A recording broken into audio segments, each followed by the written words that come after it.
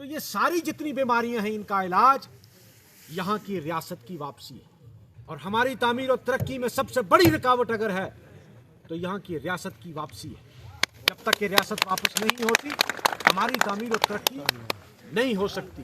कि पीर पंचाल के deputy CM, पीर पंचाल के मिनिस्टर और 8 एमएलए कुल मिलाकर अगर हम बात करें, ये खामोश क्यों है? अगर जम्मू के 2.5 डिस्ट्रिक्ट के लोग अपनी जम्मू को अलग स्टेट की बात करते हैं तो एक बहुत बड़ा रीजन जहां से आप जीत के जाते हैं, आप खामोश क्यों हैं? मैं तो खामोश नहीं हूं, मैंने तो बहुत शोर किया है इस पर। और हकीकत में बताऊं आपको तो मैंने वो इस बैकड्रॉप में कहा है कि जब बात हुई कि भाई एक ऑनरेबल सीनियर लेजिस्लेटर ने ये कहा कि हमें जम्मू को अलग रियासत दी जाए, कि हमारे साथ इम्तियाजी सलूक हो रहा है, डिस्क्रिमिनेशन हो रही है। तो मैंने कहा कि डिस्क्रिमिनेशन क्राइटेरिया है तो सबसे ज्यादा डिस्क्रिमिनेशन रजौरी पुंछ से हुई है, तो इसको तो रियासत पहले दे दो, जम्मू से भी। हालांकि मैं आपको आज फिर कहना चाहता हूं, मैं इस हक में बिल्कुल नहीं हूं कि रियासत को फर्दर तोड़ा जाए, बल्कि मैं रियासत के जोड़ने के हक में हूं।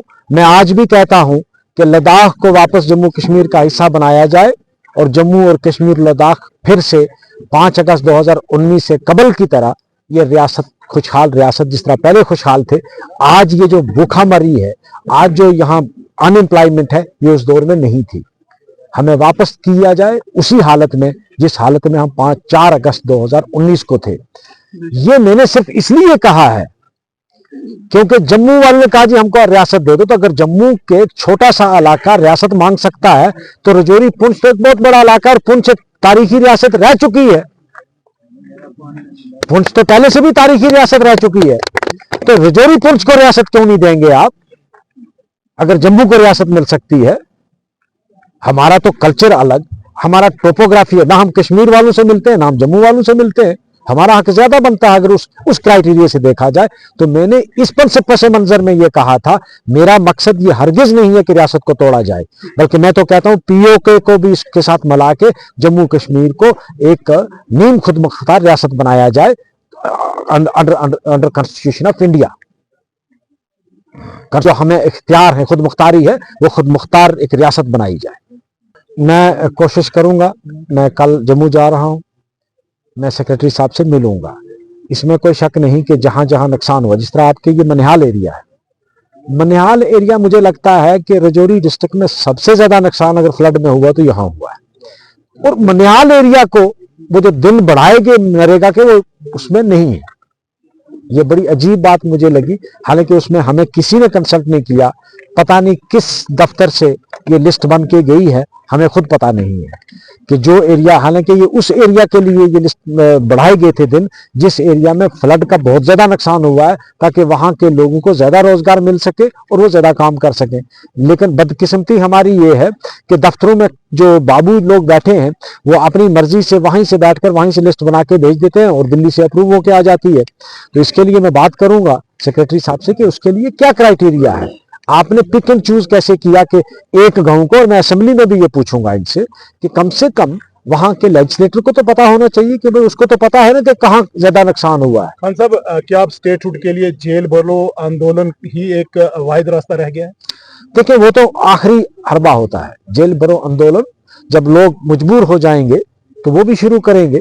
लेकिन इस पर अभी हम गौर कर रहे हैं कि हमारी तहरीक जो है रियासत की वापसी के लिए किस तरह स्टार्ट की जाए, उस पर हमारी गौर खोज चल रहा है। कुछ लोग आपसे ये नाराज हैं कि आप थन्ना मंडी कॉन्स्टिट्यूंसी के चुने हुए नुमाइंदे हैं और आपकी जो मीटिंग्स होती हैं वो राजौरी के अंदर क्यों होती हैं, थन्ना मंडी के अंदर क्यों नहीं? देखिए, रजौरी में मीटिंग करने का मकसद, मैंने एक मीटिंग सिर्फ रजौरी में की है, उसका देखो सबको, क्योंकि दरहाल, थन्ना और मंजाकोट तीनों लोगों को वो सेंटर पड़ता है और डिस्ट्रिक्ट हेडक्वार्टर भी है और बैठने की जगह है, इसलिए वहां, वरना अफसरान के लिए लोग कहते हैं कि अफसरान को थन्ना मंडी भी आना चाहिए, वो राजौरी में ऑफिसर्स को भी देखो, जिस तरह कोई अगर ऐसी मीटिंग है जिसमें तीनों नालों के बंदों को आना है तो उनको सेंट्रल पॉइंट वही बनता है। मैंने इसलिए रखी, और मैंने नहीं रखी, वो डिपार्टमेंट खुद रखता है, लेकिन डिपार्टमेंट ये देखता है कि भाई दरहाल वाले को भी, थन्ना मंडी वाले को और मंजाकोट वाले को कहाँ आसानी रहेगी, वो इसलिए होता है।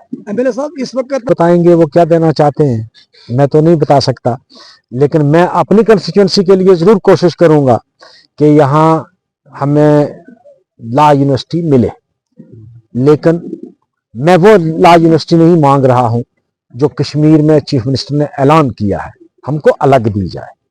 वहां भी जरूरत है, यहां भी जरूरत है। अब जाहिर सी बात है कि ये रीजनल जो बायस है ना, जिसको इलाकाई तासब कहते हैं, मैं इन चीजों का बिलीव नहीं करता हूं। जम्मू कश्मीर, रजौरी, पुंछ, चनाब खिता ये एक इकाई है। अब जाहिर सी बात है, अगर कश्मीर वालों को मिल गया तो मैं कहूँ नहीं, उनको क्यों मिला, उनको मिला अच्छी बात है, उनकी जरूरत है, उनको भी मिलना चाहिए। लेकिन रजौरी पुंछ में भी रिक्वायरमेंट है, रजौरी पुंछ को भी एक मिलना चाहिए। बहुत सारी ऐसी स्टेट्स हैं जहां दो दो लॉ कॉलेज, लॉ यूनिवर्सिटीज है, उसे कोई हर्ज नहीं है। बहुत सारी ऐसी स्टेट है जिनमें एक भी नहीं है, बहुत सारी में दो दो भी है, तीन तीन भी है। तो मैं कहूंगा कि लॉ कॉलेज रजौरी में भी दिया जाए। टेस्टेड मार्केट है, जगह की किल्लत है। अगर जगह की किल्लत, जगह कहीं अवेलेबल कर देंगे तो मैं पैसा रखाऊंगा सरकार से कि भाई हम बस अड्डा भी बने और पार्किंग भी बने। लेकिन उसके लिए जगह की किल्लत तो जगह की है। मैंने यहाँ बहुत बड़ा एक स्टेडियम बनाना चाहा था, लेकिन जगह नहीं मिली। फिर उसको कन्वर्ट करके मुझे दोबारा जाना पड़ा और मैंने एक स्टेडियम वो बनवाया, जिम, ओपन जिम और वॉलीबॉल कोर्ट बनवाया। जो 2 करोड़ रुपया था उसको 50 लाख पे सिमटना पड़ा हमको, जगह नहीं मिली। और कम से कम 6 महीने हम लोग जगह ढूंढते रहे, जगह नहीं मिली कहीं। वरना स्टेडियम के लिए मैंने रखा था, वो स्टेडियम बनना था। बड़ी मुश्किल से ये रोड बनी थी और आज वहां पर बीआरओ की तरफ से खुदाई करके वहां मल्टी डाली जा रही है। रोड की पहले बुरी हालत थी और बुरी हालत की जा रही है। बीआरओ से क्या बात करने जा रहे हैं? मुझे अभी आपने बताया, मुझे किसी ने बताया नहीं। मैं आज ही बीआरओ वालों से बात करूंगा कि भाई मल्टी वाले, वैसे नॉर्मली ये होता है कि उनसे वो पैसा लेते हैं और उसको फिर रिपेयर करते हैं। वो पैसा जो है वो वही कंपनी पे करती है, जो जिस कंपनी का वो फाइबर डालते हैं। तो मुझे लगता है कि उन्होंने परमिशन देने से पहले उनसे ये पैसा लिया होगा कि भाई हमने इसको रिपेयर करना। बच्चों का भविष्य सिर्फ किताबों से नहीं बल्कि सही माहौल, सही मार्गदर्शन और सही शिक्षा से बनता है। MV international school affiliated to CBSE nursery से 12वीं तक, जहां पढ़ाई सिर्फ बोझ नहीं बल्कि एक आनंद है। प्रेप स्कूल की विशेष पहचान इंग्लिश फोनिक्स आधारित शिक्षा, बच्चों के लिए आकर्षक किड्स टॉय रूम, लर्निंग के साथ फन अम्यूजमेंट पार्क फैसिलिटी, जोशपूर्ण और प्रेरक गतिविधियों पर आधारित कक्षाएं, क्वालिटी एजुकेशन का भरोसा, 18 से अधिक एजुकेशन एक्सीलेंस अवार्ड्स, अनुभवी शिक्षक और आधुनिक शिक्षा प्रणाली, safe and reliable transport, 47 school बसें, सुरक्षित पिक एंड ड्रॉप सुविधा। यहाँ हर बच्चा सीखता है सोचना, समझना और आगे बढ़ना।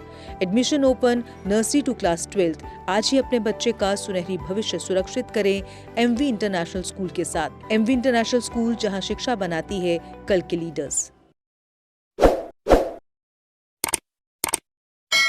जम्मू कश्मीर की खबरों के लिए जुड़े रहिए जेके अपडेट के साथ।